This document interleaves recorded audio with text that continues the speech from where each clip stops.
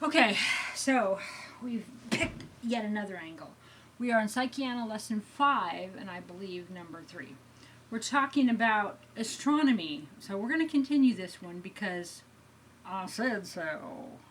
As my daddy used to say, why? 'Cause I said so. Okay, Dr. Adams, last we left off at the observatory, director of the observatory, states that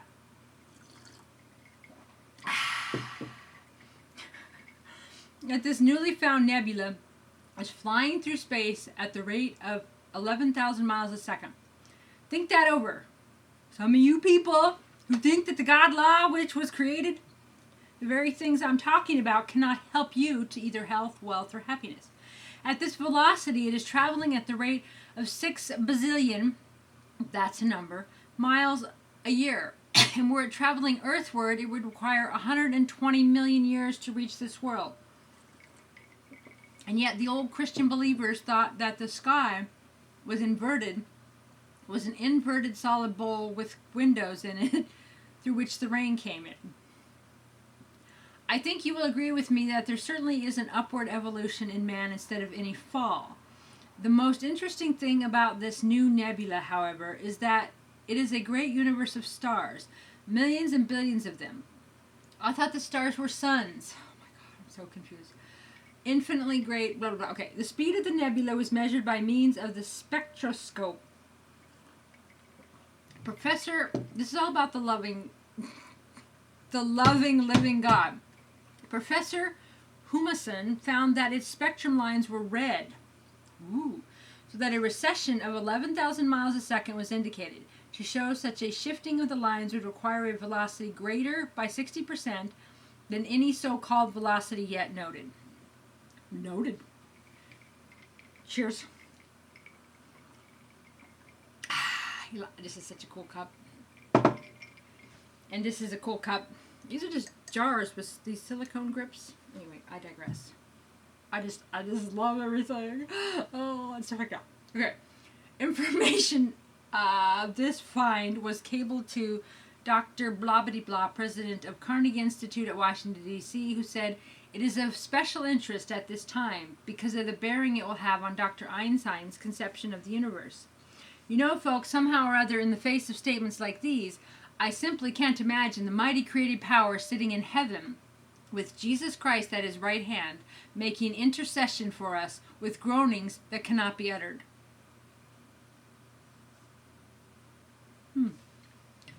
Is my head involved in this at all? Let me push it up a little bit. Can you see me now? Okay. If you're watching this, then that's your thing. You have free will. Use the power of the God law to Okay. All right. Where am I? Okay. Somehow or other, I just don't seem to be able to get that. Okay. So what is it? Oh. Okay. That don't make any sense. Okay. I just simply can't imagine this mighty creative power sitting in heaven with Jesus Christ at his right hand, making intercession for us with groanings that cannot be uttered. Somehow or other, I just don't seem to be able to get that. And yet it is what is being taught today in this land as the truth of God. And maybe it is. Maybe God is seated up there somewhere with his Son at his right hand, pleading for us mortals down here. I'm not saying that he's not. I may be counted an infidel and everything like that, but I just simply don't believe it. That's all. That's all, folks. Okay, I have no quarrel with these good folks who say they do believe it. No quarrel at all. And the only reason I'm calling attention to it here is because before men and women ever can see anything of the marvels and the glories of the creative God law behind this universe, it will be absolutely essential that untrue stories about him be discarded. Him, right? This old world is trembling.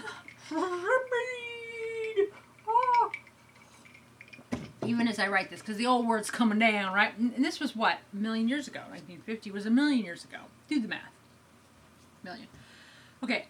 On the brink of a volcano. Right. Okay. We do not know what moment it will blow us into a terrible conflagration. And by way, if one should come now, don't make any mistake, brethren, it will be a dandy. And it is my contention that as long as you and I are asked to believe anything foolish or unreasonable about God, then just so long will men and women miss the power of the God law. Let's get our eyes away from such stories as the 6-day creation, the spit and dirt story, the wholesale drowning story, the fall of man story, the resurrection story, etc. And let's get our eyes on the power that is, right here, right now, using the power of the God law right now. Not some later date that you're going to be judged after this life, and then to continue another life and it never happens. Okay. Let's recognize a little bit just what sort of law we have working with us. Then, when men and women grasp the larger picture, they won't lack for anything, for they will have learned, as you are to learn, how this mighty God law can be used for every right desire in life. I just see where my head was in relation to my background, you see. What is this voice? I just another one, I like it. I don't know where I'm at. Pay attention, Cece. My name is ReverendCrystalCox. Don't call me Cece. Hey, this is the voices in my head. My best friend. Okay, but to get back again to the skies for the moment. Okay.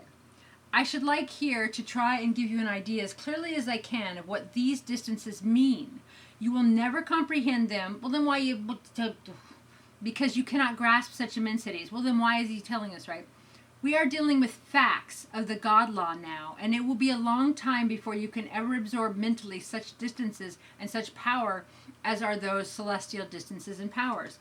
And see, that's more staying in the now and not trying to know everything at once, and working with these laws to create the reality that's feels good, that's content, that's at peace, without triggers and traumas and yonder blobber, blabber, blobber. I want you to imagine a chart perfectly round and made of white paper. Imagine that chart being 300 yards in diameter. You can imagine 300 yards, all right, whereas you cannot imagine 1 light year. Oh, I can imagine 300. I can imagine 1 light year more than I can imagine 300 yards. Here we have then this big chart, 300 yards across it. It is circular. Now on this chart of ours, we make a spot about 1/2 an inch in diameter and we paint it black. That's 1/2 an inch on a round, that's 1/2 an inch on a round chart, 300 yards in diameter. Pretty small, isn't it? That black spot, 1/2 an inch in diameter, we shall call our sun. You can grasp that easily, I think. I think he's being a little bit, tiny bit condescending. I'm not really sure. Okay, now take the pointed pin. Oh my God, I'm so sorry. I'm really fucking sick of the fucking anatomy lesson. So you can read Psychiana Lesson 5. It's on the internet. This is actually at johnblack.com, Psychiana Black. So do that. I'm going to scroll down. Okay. Then you, near God, Bubba. Okay, there never was a fairy tale ever invented which could be as marvelous as this solar system of ours. Think of the Milky Way. Let me quote from R.A. Proctor's The Exposure of Heaven. Oh, yeah, I'm not going to read that either.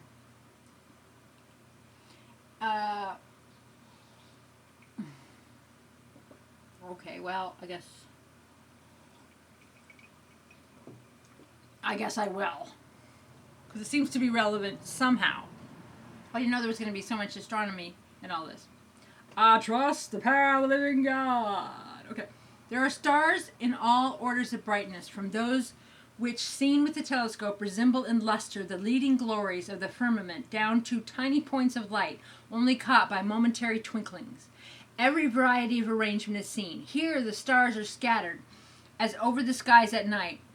There they cluster in groups, as though drawn together by some irresistible power. In one region they seem to form sprays of stars like diamonds sprinkled over fern leaves. Elsewhere they lie in streams and rows, in coronets and loops and festoons. Okay, festoons. Resembling the star festoon, which in the constellation Perseus garlands the black robe of night. Nor are varieties of color wanting to render the display more wonderful and more beautiful. Many of the stars which crowd upon the view are red, orange, and yellow. Among them are groups of 2 and 3 and 4 and blah, blah, blah, blah, blah, blah, blah. Okay, and yet you and I look at the Milky Way and see nothing wonderful about it. How dare he say that, right? But also think about it. Milky Way, we used to be on the left side in Sagittarius arm. We shifted reality and we are now on the Orion arm. That's right. I have oftentimes made the statement that the literal power of the God law is missed by countless millions on account of its simplicity. In making this revelation to you, I will be as careful as I can, and you on your part must follow me closely, carefully, and above all, you must be in earnest. Which actually, being in earnest is kind of what is our true belief, right? Our true intention, no matter what our mouth flaps. For the least you can do is to actually desire or want these good things of life, isn't it? I think thus far, however, you have followed me closely, and while right here there is a great temptation to go into the depths in this realm of astronomy. Yeah, please spare us. Oh my God, right? I shower fain. Thank you, brother, thank you. For I think I have made my point. I think so, by showing you the great creator law is a bigger power than you ever thought it to be. So, all that we've read so far is to let you know that it's bigger than you think.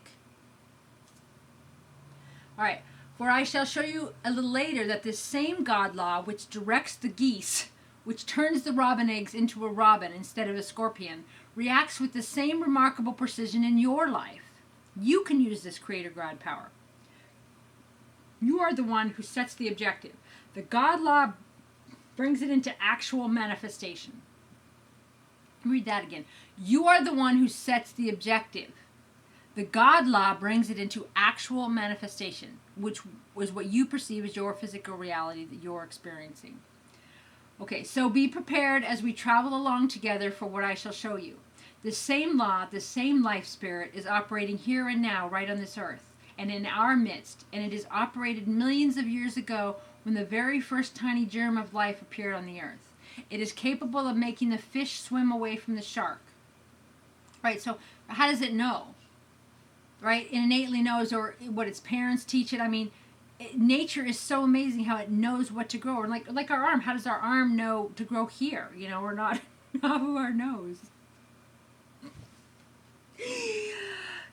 Okay, it is day by day manifesting its marvelous intelligence in a myriad of ways, and it is here for the express purpose of manifesting its intelligence in your own life. The bee that flits from flower to flower, gathering its honey, does not starve to death. The nightingale that floods the moonlit night with melody is well taken care of. The tiny house sparrow, not one of them falls to the ground without this mighty God law. And you, the most marvelous of all creations, do you think for one moment that this God law cannot give you all of your needs? And isn't that amazing and profound, right? They always teach you like this want for today, right? And it's the forever now, right? The birds, the animals, they just day by day, they just know they're going to be taken care of. But humans have all this stress and worry because we've been controlled by these overlords who took away our power by convincing us that the God law didn't apply to us, because they took our God law powers by making Jesus a God, right? When Jesus was teaching us what we could be and what we could do as humans, showing us as a mortal man, and they made him some supernatural God that we could never be like that, right? We might get there someday if we do exactly what the powers that be say, right? Right on, sister, right on. Okay, I'm going to say that again.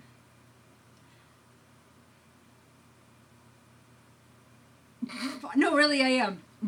If all of these animals is this way, then why not you, the most marvelous creation of all?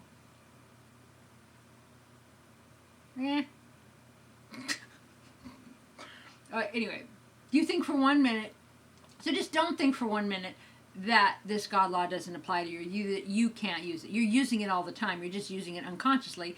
And the people that are feeding you fear all the time are using it to create the world they want. Okay, probably you've never looked at it this way. Probably you've never thought of it like this. Probably Probably. You have just bemoaned your fate. Oh no, I bemoaned my fate. And rested in the assurance that you would get by somehow in some way. You know, I experienced this being homeless for all those years. Every day supplied for me. Like, just for that day. It's a pretty freaky way to live, but that's the God law, motherfuckers. And no, there's no alcohol in here. Okay, this is just my normal funny self. Trying out my new toothless. So far, the only words I'm really having trouble relearning is the. Okay. In case you haven't seen my previous videos, I clearly had a tooth pulled. Wasn't knocked out. I could make up a barf. Oh, yes. It was a fight over one. Anyway. We're back to the God law. Okay, wait a minute. Probably you have just bemoaned your fate and rested in the assurance that you would get by somehow in some way. Well, a little glimmer of light is coming to you now, and before you finish your studies with me, if you do not win from life the very best things it holds for you, it will be because you do not want them. And, which is true, you know, sometimes the payoff is in feeling bad. And not because there is no God law governing your success. This is as far as I'm going to take you in this lesson, and I think you will admit that it's quite far enough for one lesson. Did we go anywhere? Oh, we went to the stars, and then you called the stars suns, and then you called them stars again. Okay, I guess the point of this lesson, which we're supposed to, is that everything's really, really big, and that you could never know what it is. But just know that the God law applies to you, and you don't need this one true God to apply it. Whew, waving my hands feels good. Okay, but you have made up your mind what it is you need more than anything else in life. It may be health, it may be money, it may be domestic happiness.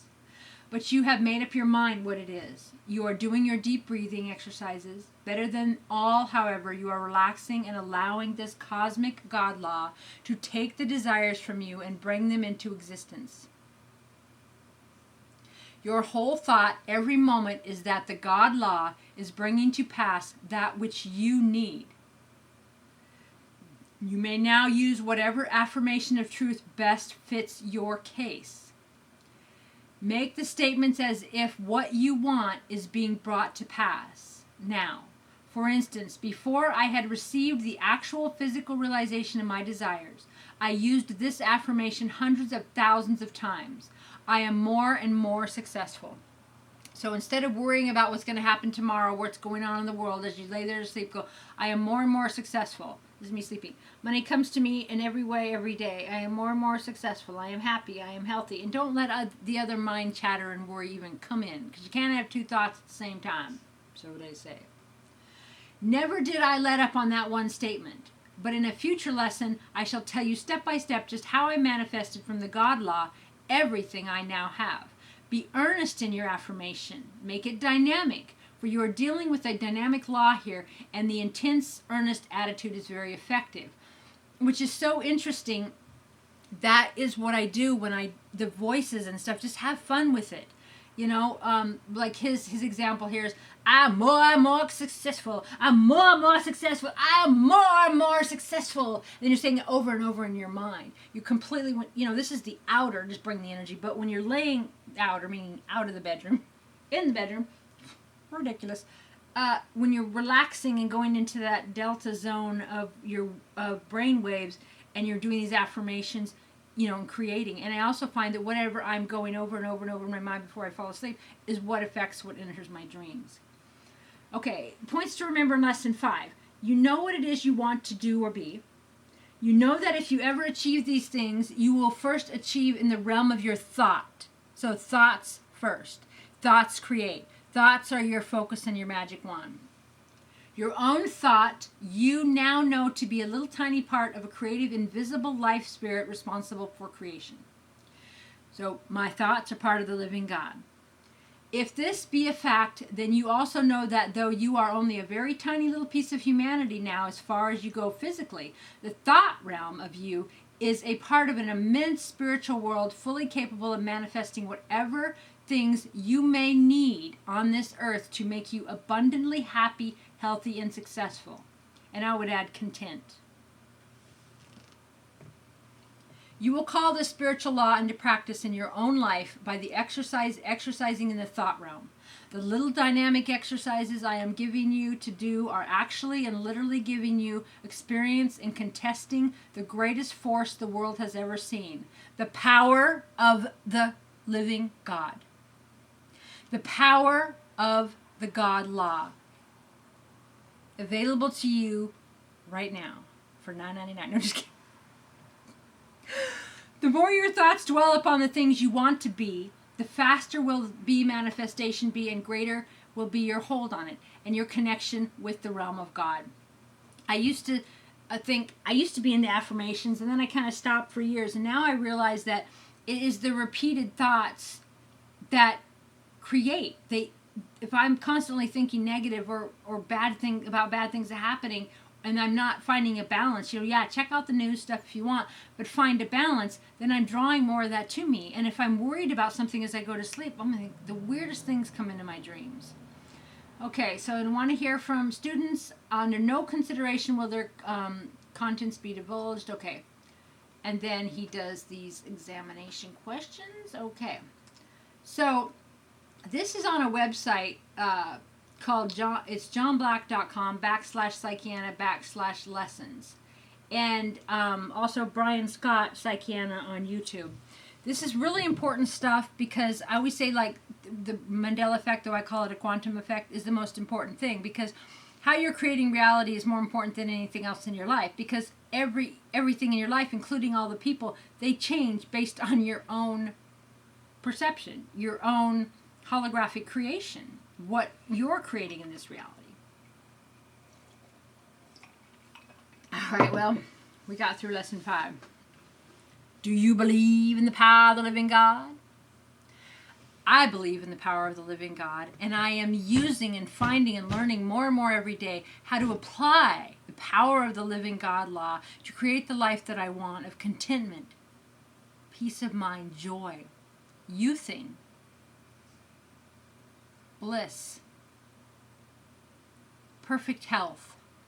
This is just an avatar, right? Pay attention to your dreams. Who are you in your dreams? Are you really this version of you? Who are you? Do you believe that the power that was available to Jesus Christ is available to you? Do you believe the power that created worlds is something that you can access and that you can create your world? That's what these lessons are about. Teaching you and affirming and convincing every cell in your body that you have the power of the living God law within you to create the world you want, that you dream of. Blessings to you. See you soon.